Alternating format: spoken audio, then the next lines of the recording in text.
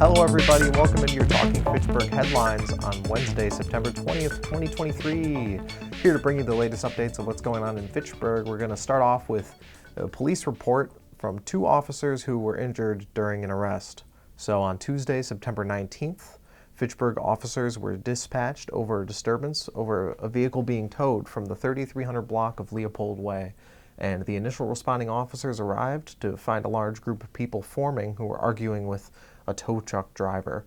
It was reported one subject had pushed the tow truck driver while he was securing the car to his truck.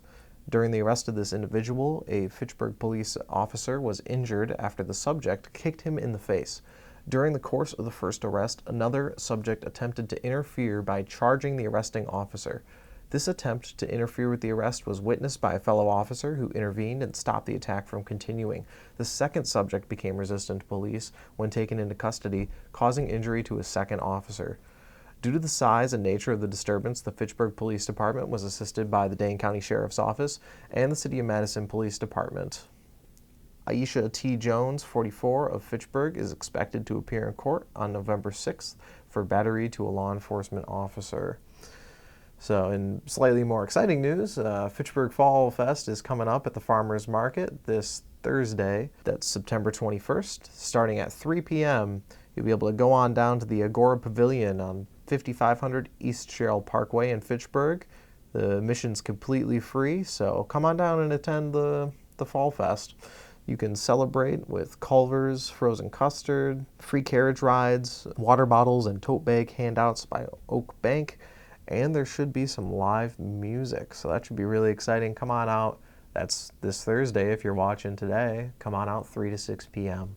All right, and US 18-151 County PB ramps are closed starting on September 21st. So if you're watching this Thursday, they're closed starting today. So if you want to learn some more information, you can contact Hannah Punzel, the Regional Communications Manager, at 608-246-7907. But the quick story for you is that motorists are advised to use alternative routes to the westbound ramp off of County PB because it's now closed. Closures will take place through October 12th. For more information, you can also follow Wisconsin DOT on Twitter or go to their website, www.511wi.gov.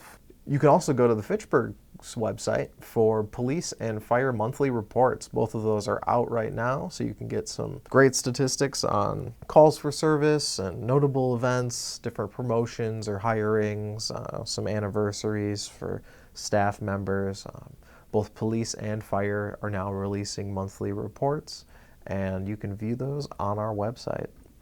Also, be sure to save the date for the Fitchburg Historical Society's fall meeting.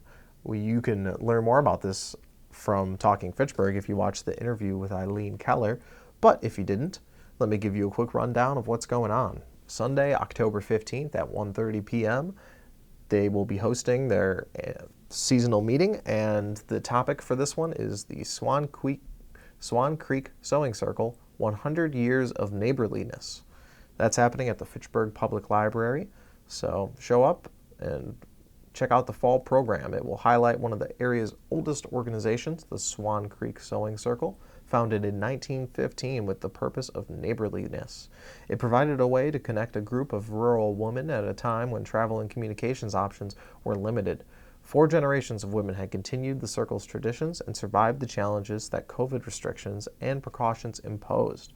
So come on out. Eileen Keller is going to give a great presentation and talk. 5530 Lacey Road, October 15th, 1:30 p.m. And midway through the month, but we want to remind you that September is National Preparedness Month, so you should be making a plan. Check in with your family and be ready for extreme weather or natural disasters because they can occur with very little warning. Make a plan for the best way to protect you and your household. You can go to the FTC's website to find some free resources to help you prepare. Thanks for tuning in, everyone. We'll see you tomorrow with more headlines.